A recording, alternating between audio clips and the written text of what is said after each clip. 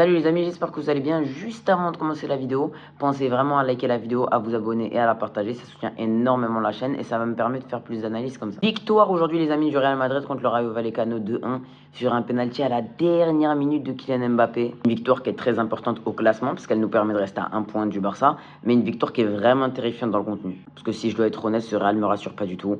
Aller chercher une victoire à la 101e minute sur un penalty contre le Rayo Vallecano, c'est pas digne du Real Madrid. Un club de standing là n'est pas censé avoir ce genre de scénario. C'est des matchs qu'on est en train de faire trop souvent, les matchs comme ça, contre des petites équipes où on galère, on va chercher des victoires à la toute fin, voire on perd même. Il y a beaucoup trop de joueurs qui ne sont plus au niveau pour le Real Madrid et qui ne sont plus dignes de porter le maillot du Real Madrid. J'ai aussi une impression que je dois vous partager et vous me dites si vous avez la même, c'est qu'Arbeloa est bridé dans ses choix. Autant Xabi, on le sentait clairement, il ne peut pas faire ses choix, il ne peut pas sortir Vini quand il veut, il ne peut pas faire ce qu'il veut parce que sinon il va se faire virer. Et au final c'est ce qu'il a fait et il s'est fait virer. Mais on sent vraiment qu'Arbeloa il s'en fout, il fait ce que lui dit la direction sans brancher, il en a pas grand chose à faire. Il ne sort jamais Vini, il ne sort jamais Mbappé, il a arrêté de faire jouer Rodrigo, maintenant il fait jouer comme Astantuono.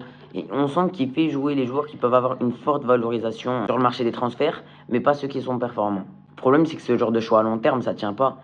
Et que faire plaisir à des égos à la place de faire plaisir à des bons joueurs, ça va nous coûter très cher sur le long terme parce qu'on va perdre beaucoup trop de temps et on va prendre beaucoup trop de retard sur les autres grands clubs. Alors le match avait très mal commencé avec une blessure de Bellingham dans les 10 premières minutes. La blessure avait l'air quand même un peu sérieuse. On m'a dit 2 à 4 semaines. Il est quand même sorti en pleurant. Et vu le peu de qualité qu'on a au milieu de terrain cette saison et l'enchaînement de matchs qu'on aura entre la Liga et la Ligue des Champions, c'est vraiment une mauvaise nouvelle. Puis vers la 20e minute, Brahim Diaz qui rentre à sa place arrive à faire une passe à Vinicius. Vinicius qui arrive à se jouer des défenseurs et qui met un but magnifique en pleine lucarne. Franchement, ça fait du bien de voir un Vinicius comme ça.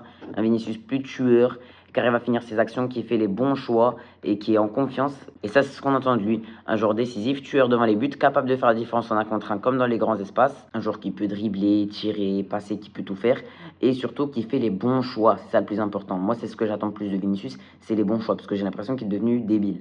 Bon, à ce moment-là, début du match, on met directement le premier but. On se dit que ça va être un match facile pour le Real, qui vont dominer. Mais dès la rentrée des vestiaires, De Frutos, c'est un joueur qui a été formé au Real, arrive à nous mettre un but, le but de l'égalisation. À partir de là, plus rien. Vraiment trou noir. Les joueurs se décomposent. Et à partir de là, plus rien. Vraiment un trou noir. Les joueurs se décomposent. On sent qu'ils ont peur dans leur attitude, dans leur regard.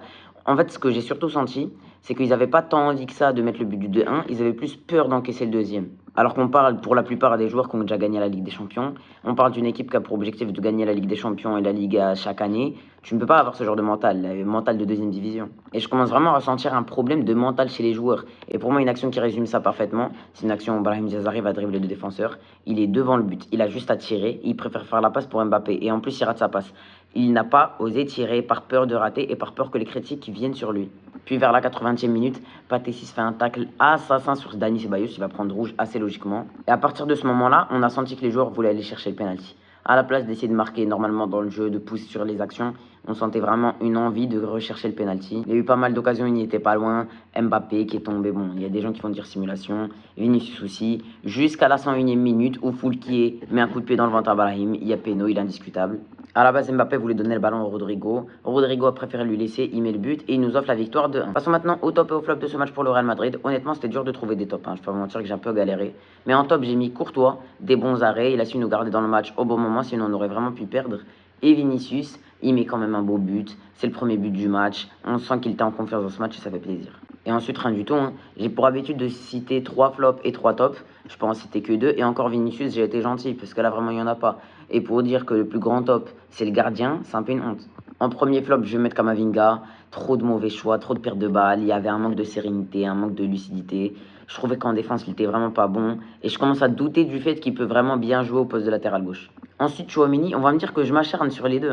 Mais à chaque fois, je trouve que Tchouaméni et Camavinga font des mauvais matchs. Tchouaméni, je l'ai trouvé trop brouillon. Souvent, il n'était pas placé au bon endroit. Il se faisait souvent prendre dans le dos. Il se faisait avoir bêtement. On a failli se prendre beaucoup de buts de sa faute. Et ensuite, Mastantuono. Si je dis que Tchouaméni est brouillon, Mastantuono, je sais même pas ce qu'il est. Et je comprends pas comment on peut avoir des joueurs comme Rodrigo sur le banc et mettre Mastantuono. Honnêtement, c'est incompréhensible. Après tout ça, il y a quand même des bonnes nouvelles. Comptablement, le Real revient à 1 point du Barça. Et ça, c'est vraiment une excellente opération, surtout en voyant le calendrier assez favorable qui nous attend les prochaines semaines. Le Barça a un calendrier un peu plus compliqué que le nôtre pour le prochain match, mais ils ont quand même un calendrier assez simple et il faudrait vraiment pas faire de faux pas pour pas les laisser s'envoler. Bon voilà, c'est la fin de cette vidéo. Si elle vous a plu, n'hésitez pas à liker, à commenter et à vous abonner. Moi, je vous dis à la prochaine. À plus.